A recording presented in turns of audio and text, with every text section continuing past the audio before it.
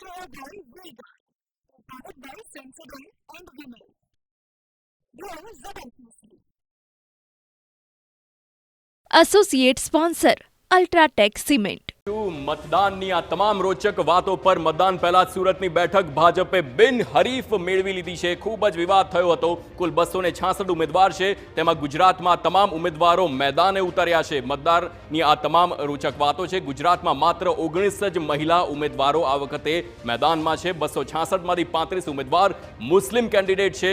ગુજરાતમાં કોંગ્રેસે પહેલીવાર એક પણ મુસ્લિમ ઉમેદવારને ટિકિટ નથી આપી.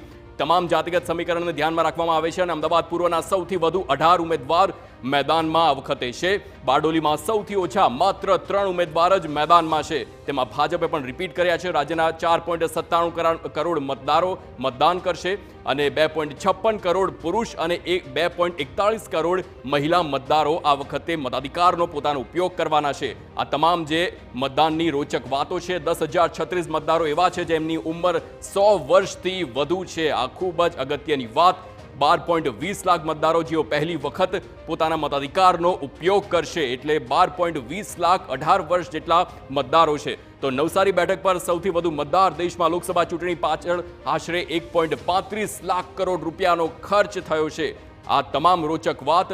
એક મત પાછળ 1400 રૂપિયાનો સરકારનો આ ખર્ચ છે. સરકાર જે 1400 રૂપિયા એક મતદાર પાછળ ખર્ચતી હોય છે. બિલકુલ. Brought to you by Vega, powered by Sensodyne and Vinyl. Grow Zabarkasti. Associate sponsor UltraTech cement.